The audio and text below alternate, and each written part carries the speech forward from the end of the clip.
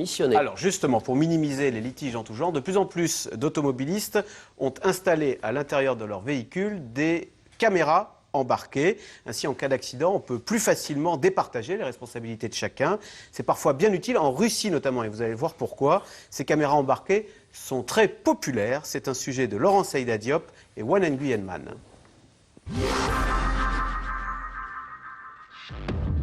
15 février 2013, une pluie de météorites s'abat sur la Russie.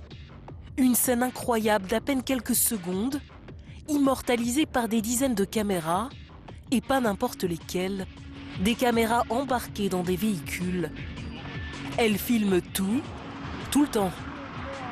Des images insolites et surtout des accidents.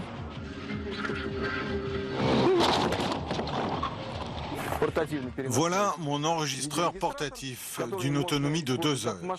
Je le fixe à ma voiture à chacun de mes déplacements. En Russie, le marché des caméras embarquées explose. Il s'en est vendu plus d'1,5 million en à peine 1 an. Et pour ce vendeur, la raison est simple. C'est un moyen de garder l'esprit tranquille, de se protéger contre des gens qui veulent vous mettre en cause dans de faux accidents, ce qui arrive souvent chez nous. Arnaque numéro 1 en Russie, le jeté de piétons.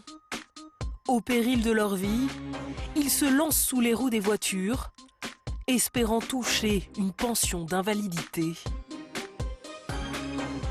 Mais les automobilistes russes se méfient aussi de leur propre police, coupable parfois de corruption.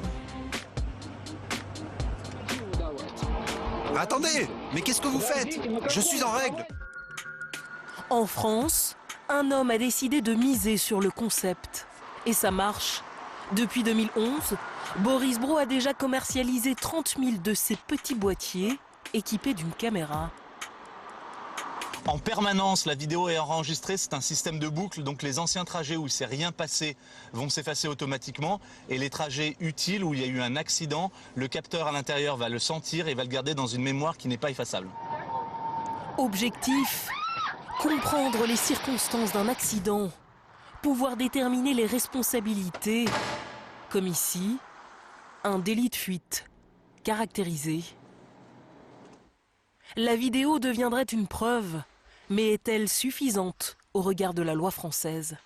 Aujourd'hui, c'est le témoin, c'est le procès verbal qui a force de loi, mais le juge est enclin à rendre des décisions en fonction de ce qui lui est soumis comme preuve. Le mode vidéo, si ça peut vous aider à faire valoir un préjudice, un dommage, vous vous en servez et vous allez jusqu'au bout avec. C'est exactement ce qu'a fait Stéphane Gervaise. Sa vie a basculé le 29 août 2011, au carrefour de ces 2 routes nationales. En fait, on a tous les deux le feu vert en même temps. Il est censé me laisser la priorité et il m'a coupé la route. Donc je suis tombé en moto et je suis venu percuter le terre-plein qui est juste ici. Sa moelle épinière est touchée, il ne s'en relèvera jamais. Commence alors un combat judiciaire pour faire reconnaître son innocence, sa non-responsabilité dans l'accident. Dans son malheur, il a une chance. Cette caméra de vidéosurveillance qui a filmé toute la scène. Grâce à la vidéo, je ne suis pas responsable, donc j'ai le droit de prétendre à des indemnités pour payer un fauteuil, payer une voiture adaptée. Sans cette vidéo, peut-être qu'on aurait dit les torts sont à 50-50. Et malheureusement, j'aurais dû payer tout ça de ma poche. J'ai des connaissances que j'ai rencontrées à la suite de mon accident. Ça fait 10 ans qu'ils sont en procédure pour essayer de prouver leur innocence. Et malheureusement, il n'y a rien pour prouver, il n'y a aucune vidéo qui montre qui est responsable.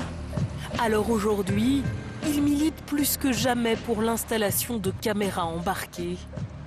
Mais les autorités françaises, elles, réfléchissent à un tout autre modèle, la boîte noire.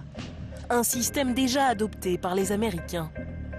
C'est très semblable aux boîtes noires que vous trouvez dans les avions. Sauf qu'il ne recueille pas de son, il n'y a pas d'image non plus.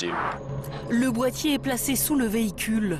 En cas d'accident, il peut donner la vitesse, la puissance du moteur, l'accélération et le freinage. Un outil efficace pour responsabiliser les conducteurs et peut-être dissuader les chauffards. Alors, question Internet, justement, une boîte noire dans